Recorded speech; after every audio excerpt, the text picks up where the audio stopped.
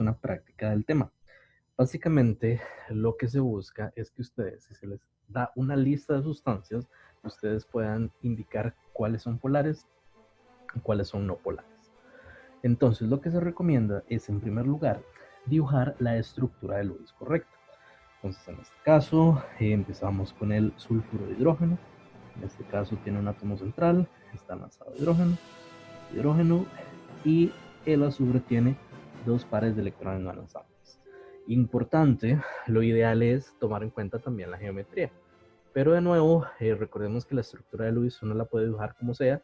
Ya el dibujar tomando en cuenta la geometría, los ángulos, es otro paso. Si quiere se hace. El asunto es mínimo saber la estructura de Lewis. Ojalá hacerla de una vez con la correcta geometría molecular. Okay. La siguiente estructura sería la del metanol. En este caso es una, entre comillas, más complicada, puesto que tiene dos átomos centrales, por decirlo de alguna manera. Pero igual es sencillo, vemos que tenemos el carbono pegado a tres hidrógenos,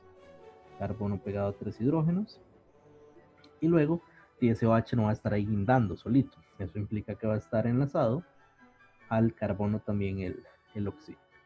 Analizamos los electrones de valencia, vemos que el oxígeno tiene 6, ahí simplemente está aportando 2 electrones a cada enlace, de forma que el oxígeno tiene 2 pares de electrones no enlazantes.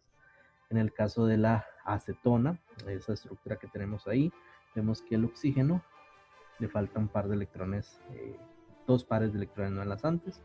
Un detallito curioso con respecto a la acetona, vean que igual no tiene un solo átomo central, pero también es posible ver que la acetona se represente de esta manera. Es muy común, por ejemplo, ver que se escribe CH3. Vean que si CH3 es lo mismo que esto aquí a la derecha, significa que es un carbono que a su vez está enlazado a 3 hidrógenos, simplemente, solo para tenerlo en cuenta. Luego, en este caso, la estructura de Lewis, pues ya nos la están dando. Vean que para efectos de examen práctica, puede ser que les den solo la fórmula o de una vez la estructura de Lewis es un poquito más compleja. Luego tenemos este hidrocarburo que se llama butano. Igual en realidad ni siquiera daría falta dibujarlo, pero bueno, insisto, con mucha práctica uno cuando ve una sustancia casi que inmediatamente dice, mira, es polar o no polar. Sin embargo, como estamos iniciando, se puede hacer la estructura de Lewis. En este caso igual es un poco más complejo ya que se trata de un hidrocarburo. Todos los enlaces, todos los carbonos están enlazados entre ellos y luego se complementa, se terminan de colocar los 10 hidrógenos respectivos. Entonces ahí colocamos los hidrógenos que hagan falta. Luego de esto vamos con el metano. Aquí voy a cambiar el color momentáneamente. En el caso del metano vemos carbono como átomo central enlazado a 3 hidrógenos. Como les digo, para esto en realidad si ustedes lo dibujan de esta manera, genial, listo. Lo importante, insisto, es la estructura de Lewis. Ya si quieren ser un poquito más específicos, como por ejemplo pulirse más, entonces pueden dibujar la estructura tratando de simular el tetraedro, tratando de simular los ángulos de 109,5 grados. Eso para el caso del metano. Luego tenemos el tetracloruro de carbono, que también es una molécula tetraédrica, donde el átomo central tiene pares de electrones no enlazantes y cloros alrededor. Y cada cloro sí tiene 3 pares de electrones no enlazantes. Luego vamos al caso del diclorometano. De nuevo, estos nombres es más que todo por cultura general y para aquellos que vayan a llevar química orgánica que los vayan identificando, pero obviamente no es nomenclatura inorgánica que se espera que dominen, pero son nombres que pueden ir aprendiendo. En este caso tenemos el carbono enlazado a dos cloros, y ese mismo átomo de carbono enlazado a dos hidrógenos. Entonces vean que dibujar esto, en principio a veces uno ve eso y diclorometano, eso debe ser difícil de dibujar, vean que es increíblemente sencillo. Y finalmente tenemos el cloroformo, carbono, enlazado ahora a tres cloros, y luego enlazado a su vez a un hidrógeno. Ok, ahora, ya que tenemos esto, lo que debemos hacer es el análisis siguiendo el esquema anterior. Cualquier cosa les podría aconsejar que vean de nuevo el video anterior, hagan el esquema en papel, pueden hacer las modificaciones que consideren necesarias y luego vamos a retomar para las aplicaciones de uso. Importante, el esquema anterior tiene sus excepciones, si bien en el momento no las dijimos, recuerden que sí se les advirtió que tenía dos generalidades. Número uno, que solo nos permite ver si el momento dipolar es igual o distinto de cero, y número dos, también hay que usar un poquito del sentido químico, el sentido común si se gusta ver.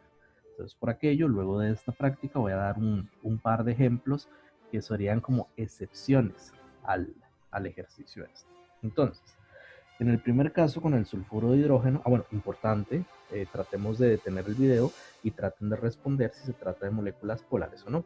Yo sé que es muy común que no lo hacemos, continuamos viendo el video como si nada. Por favor, pause el video, trate de responder si se trata de moléculas polares o no y luego continúa para comparar.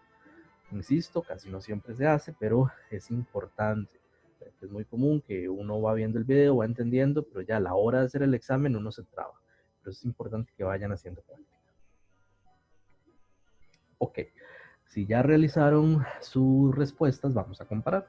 En el primer caso, de nuevo, tratemos de seguir el esquema. Entonces, en el primer caso, vamos a analizar. ¿Se trata de enlaces no polares o hay al menos un enlace polar? Ok, entonces analizamos azufre e hidrógeno, no son el mismo átomo, no son de los átomos que tenían esa misma electronegatividad que estudiamos, por lo tanto se trata de enlaces polares. Entonces, es más, ahí tenemos los enlaces polares. Segunda pregunta, como si hay enlaces polares, nos vamos a la segunda pregunta. ¿El átomo central tiene pares de electrones no enlazantes? Efectivamente, el átomo central tiene pares de electrones no enlazantes, por lo tanto el momento dipolar, vamos a decir que es distinto de cero. Listo. Vamos con la siguiente, el metanol.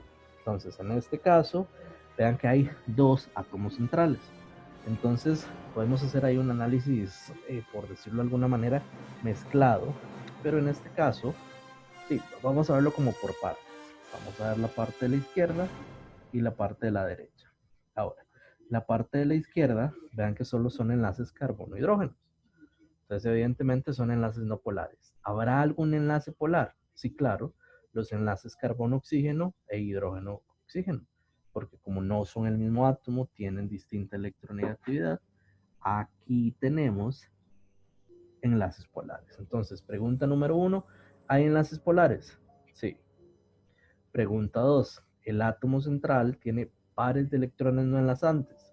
Si bien hay varios y el que tiene los enlaces polares, y nos vamos a ubicar en eso. Entonces, ¿hay pares de electrones no enlazantes? Sí. Vamos a decir que el momento dipolar es distinto de cero. Recordemos que cuando decimos momento dipolar distinto de cero, nos referimos, por el momento al menos, nos estamos diciendo que momento dipolar distinto de cero se refiere a polar. Eso serían moléculas polares. Vamos con el caso de la acetona. Vean que igual solo tenemos enlaces, o inicialmente en la parte de abajo, vemos enlaces carbono-carbono que son no polares, carbono-hidrógeno, que se trata de sustancias, de enlaces, perdón, no polares. Pero la pregunta es, ¿al menos hay un enlace polar? Efectivamente, aquí tenemos el enlace carbono-oxígeno, que es un enlace polar. Vamos a la segunda pregunta. ¿El átomo central tiene pares de electrones no enlazantes? No, el átomo central no tiene pares de electrones no enlazantes. Entonces vamos a la siguiente pregunta. ¿Lo que está alrededor del átomo central es lo mismo? Vean que aquí a la izquierda y a la derecha sí es lo mismo, pero arriba es diferente, entonces no es lo mismo. Y en ese caso, recordemos que cuando no es lo mismo, vamos a decir que el momento dipolar es distinto de cero. Ojo, y esta aclaración ya se había dado, se había dicho en el video anterior, pero lo vuelvo a hacer. Recordemos que ese diagramita que estamos estudiando, que estudiamos, es algo práctico, como aplicable directamente, pero no es un diagrama explicativo. Si ya sea en el laboratorio o si es un examen de desarrollo, se les dice por qué la acetona es polar o por qué el sulfuro de hidrógeno es polar. No es solo decir, es que lo que está alrededor del carbono es diferente, o es que el átomo central tiene pares de electrones no enlazantes. No, no, no. Eso no me explica la razón. Insisto, si la pregunta es polar o no, listo, lo aplico y salimos de eso. Entonces, en el caso del sulfuro de hidrógeno, ¿es polar o no? El átomo central tiene pares de electrones, polar, punto. Pero ¿por qué es polar? Es polar porque tiene una geometría angular, lo que evita que los vectores se anulen, se cancelen, y eso implica que hay un momento dipolar resultante. Por lo tanto, se trata de una molécula polar. O en el caso de la acetona. En el caso de la acetona, de forma práctica, si la pregunta es, ¿se trata de algo polar o no? Ok, vemos que el átomo central no tiene pares de electrones no enlazantes y lo que está alrededor es distinto. Punto, polar, se acabó. Pero ¿por qué es polar? Ok, es polar porque a la hora de sumar los vectores hay un vector resultante. Punto. Eso es lo que queremos decir. Entonces vean que una cosa es saber si es polar o no aplicando el diagramita y otra es el por qué, que es con toda la explicación que hemos visto anteriormente. Vamos con el hidrocarburo de abajo, vemos que todos son enlaces carbono-hidrógeno, solo son enlaces no polares, esto implica disculpa del caso, esto es un momento dipolar igual a 0, es decir, se trata de una sustancia no polar. Vamos ahora con el metano, también se trata de enlaces carbono-hidrógeno, es como sumar ceros, nuevamente, decimos que es una molécula no polar. Vamos a ver ahora el tetracloruro de carbono. El enlace, ¿hay enlaces polares? Sí, efectivamente el enlace carbono-cloro es un enlace polar. Están alejados en la tabla periódica. Todos son enlaces polares. Ok. ¿El átomo central tiene pares de electrones no enlazantes? No, el átomo central no tiene pares de electrones no enlazantes. Lo que está alrededor de este átomo central todo es igual, sí, los 4 son cloros. ¿Qué significa eso? Que el momento dipolar es igual a 0. Insisto, forma práctica, todo lo que está alrededor es igual. Vamos a decir rápidamente, no polar. Y ahora analizamos. Ok, es no polar, pero ¿por qué? ¿Por qué será no polar? Porque la suma de los vectores, como todos los vectores tienen la misma magnitud, todos los enlaces tienen la misma polaridad, se van a cancelar entre sí. Y alguien puede decir, ¿será cierto? Aquellos que dominen más el tema de vectores pueden hacer el análisis, ya que ustedes ya saben que el ángulo de enlace ahí es de 109 grados, entonces pueden establecer un sistema de coordenadas, pueden ser en coordenadas polares, luego hacen la transición a coordenadas cartesianas y pueden hacer la suma de sus vectores y van a ver que se cancela. Insisto, eso ya es afuera del curso de los objetivos. Aquí quiero como extrapolar lo que nosotros hicimos con el cloruro de berilio, que eran 2 átomos, extrapolarlo y hacerlo para este caso. Siempre que todos los enlaces tienen la misma magnitud y no hay pares de electrones en el centro, se van a cancelar. Vamos a ver ahora en este caso el clorometano. ¿Hay enlaces polares? Sí, tenemos enlaces polares. ¿El átomo central tiene pares de electrones no enlazantes? No. ¿Todo lo que está alrededor es igual? No. ¿Qué implica eso? Que el momento dipolar va a ser, en este caso, distinto de 0. Es decir, vamos a decir que hay un vector resultante en este caso. Y luego vamos con el caso del cloroformo. Hay enlaces polares, efectivamente. Tenemos enlaces polares. El átomo central tiene pares de electrones no enlazantes, no tiene pares de electrones no enlazantes. Todo lo que está alrededor es igual, no, son diferentes. Eso implica que el momento dipolar es distinto de 0. Entonces, en ese caso, vean que ya logramos responder la práctica. E insisto, este diagramita nos sirve muchísimo para poder responder preguntas de moléculas relativamente sencillas. Pero de nuevo, teniendo en cuenta la explicación detrás, no siguiendo el diagrama porque sí, sino entendiendo qué es lo que estoy haciendo. Ahora vamos con algunos detallitos que es importante tomar en cuenta. Insisto, vamos específicamente con el caso del diclorometano y el caso del cloroformo. Vean que efectivamente el momento dipolar es distinto de cero, eso es cierto, ahí no estamos equivocados. Pero vean que en realidad el momento dipolar es tan poquito, tan bajito, que esas dos sustancias para efectos prácticos son no polares. Y alguien puede decir, pero esto es injusto, entonces ¿cómo voy a saber en qué casos son polares y cuáles no? Ahí les diría que número uno, no se estresen. Número dos, en química orgánica lo van a estudiar más a fondo. Cuando estén en química orgánica van a ver esas moléculas, va a ser súper fácil identificar inmediatamente, esos son moléculas no polares. Y número tres, y pues ya se van aprendiendo estos ejemplos específicos. Si bien hace unos segundos no sabían que el diclorometano y el cloroformo eran no polares, y pues ahora sabemos que para efectos prácticos se trata de sustancias no polares.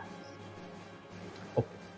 Otro detallito curioso que quería mencionar aquí, antes de hablar un poquito más de las excepciones del esquema, que hay varias obviamente, hablar de los alcoholes. Entonces, en este caso, vamos a hablar no solo del metanol, si es del metanol, vamos a hablar de otro alcohol de uso muy común que se conoce como etanol.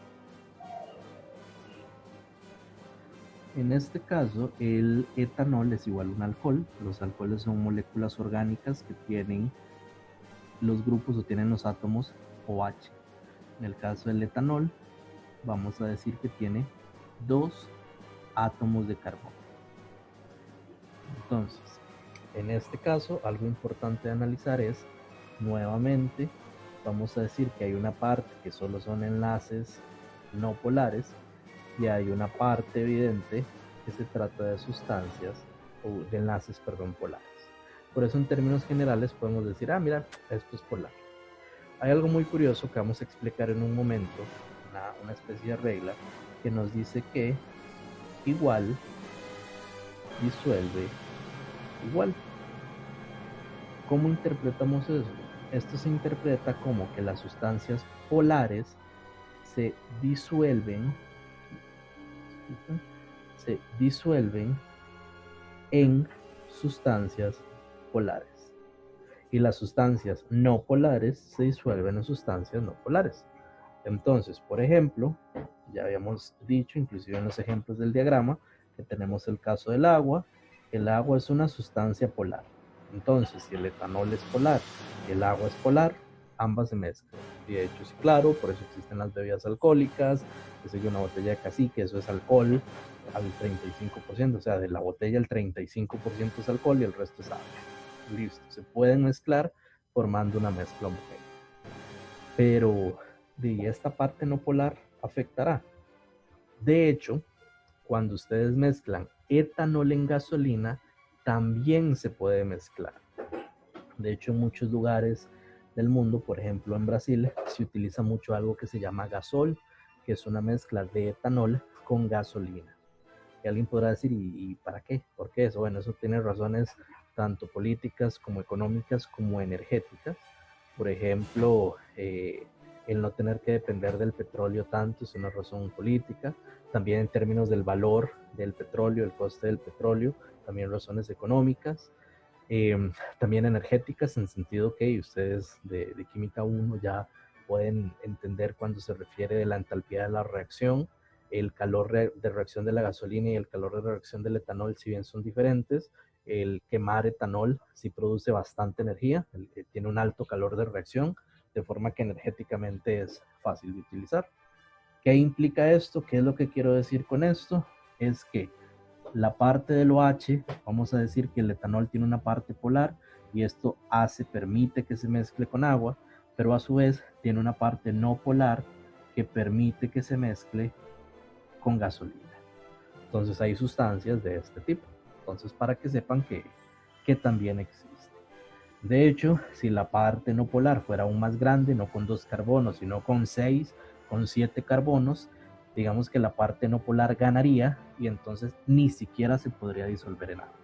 Pero cuando son solo 2, 3 carbonos, no hay ningún problema, se puede mezclar en agua. Y este detalle lo quería mencionar para ver que tiene aplicaciones, para que vean que la química no es algo ahí solo un montón de átomos y dibujitos y flechas, sino que tiene aplicación en la vida real. Por ejemplo, no sé si recuerdan que hace unos años, y creo que aún continúa el debate, de si utilizar etanol en la gasolina aquí en Costa Rica. Y entonces habían personas a favor y personas en contra. Los que estaban a favor mencionaban la idea de que lo que les dije anteriormente, no depender del petróleo, energéticamente es parecido o tiene sus ventajas, además no depender de el precio tan variable de la gasolina. Pero, ¿cuál es el problema? Vean que a los motores no les gusta el agua. Generalmente tenemos ya la gasolina es no polar, por lo tanto no se mezcla con agua, todo bien. ¿Cuál es el problema si yo tengo gasolina y le echo etanol? En principio no hay ningún problema, pero el etanol también puede disolver agua. Significa que, ¿qué pasa si el etanol va húmedo? ¿Qué pasa si el etanol lleva un poquito de agua? Formaría lo que se llama una mezcla de 3 fases. Y entonces, si hay mucha agua, significa que hay agua en la gasolina y podría significar agua en el motor y eso puede ser un problema. Y entonces podemos analizar, ¿será posible realizar o tener etanol completamente seco? Es posible, pero involucra un cierto costo. Y además en un país tropical como Costa Rica, pues hay que tomar que la humedad relativa es muy alta. Ok, lo que quiero decir en este momento no es como, sí, es bueno echar etanol en la gasolina, no quiero decir es malo echarlo, lo que quiero indicar es que hay que utilizar criterios técnicos para tomar la decisión. Y ahora precisamente ustedes, que ya saben un poquito más de química, perfectamente pueden ser partícipes del debate y opinar y decir, mira, me parece bien, me parece mal, esos son los pros, estos son los contras del problema. Luego de este detalle, vamos a hablar de un tipo de moléculas. Por ejemplo, ¿qué pasaría si yo tengo esta sustancia? Es poco común, pero es perfectamente factible tener esta sustancia. En este caso hay 2 pares de electrones no enlazantes. Recordando la geometría, eso es una geometría plana, cuadrado plana, los ángulos de enlace son de 180 grados. Si nosotros empezamos a aplicar el diagramita a lo tonto, el diagrama sin analizar, el diagrama solo por seguirlo, entonces decimos, ¿hay enlaces polares? Sí, hay enlaces polares. ¿El átomo central tiene pares de electrones no enlazantes? Sí, el átomo central tiene pares de electrones no enlazantes. Listo. Se trata de una molécula, vamos a decir, que polar. Pero esto no es cierto. ¿Color? No es cierto. Entonces el diagrama está malo. No, es que hay excepciones que de nuevo uno las descubre fácilmente si entiende el por qué. Porque si aunque tenga pares de electrones no enlazantes, igual se trata de una molécula no polar. Se debe a que, acabo de decirlo, los ángulos de enlace, bueno, entre ellos son de 90 grados, pero entre uno y otro digamos que son de 180. Significa que esta flechita y esta flechita se van a cancelar. Esta otra y este otro vector se van a cancelar. Entonces, a la hora de hacer la suma de vectores, el momento dipolar va a ser igual a 0 y se trata de algo no polar. Entonces, insisto, el diagrama es muy útil, pero usando el sentido químico, entendiendo lo que hay detrás. Y finalmente, para aquellos que mencionan como no, eso de la suma de vectores en realidad no es útil, voy a hablar simple y llanamente de simetría. Entonces, detalle número 1, si hablamos de simetría hay que dibujarlo bien. Vean que en este caso, si hablo de la molécula de metanol, vean que disimétrica desde dónde. Y al fin y al cabo, así como lo estoy dibujando, no estoy tomando en cuenta la geometría molecular real. En ese caso, eso habría que dibujarlo como el carbono es tetraédrico. Alrededor del carbono hay una geometría tetraédrica. Y luego, alrededor del oxígeno, hay una geometría angular, donde el ángulo es menor a 109. Y ahora sí, mira, ya el dibujo cambió y entonces ahora hablar de simetría es diferente. Y también, el caso es, por ejemplo, tenemos el agua. Y yo la verdad esa molécula la veo simétrica dependiendo de dónde esté. E igual sigue siendo polar. Por eso hablar de simetría no es lo ideal cuando se habla de polaridad. Entonces cualquier cosa, En este punto ya deberían de tener la capacidad de analizar si una sustancia es polar o no, con base en todo lo anterior. Si hay algún detalle que no se entienda, vuelvan a ver los videos, lean el libro de texto y cualquier cosa consulten con su profesor, porque todo esto es indispensable para dominar el tema que sigue, que es el de fuerzas intermoleculares.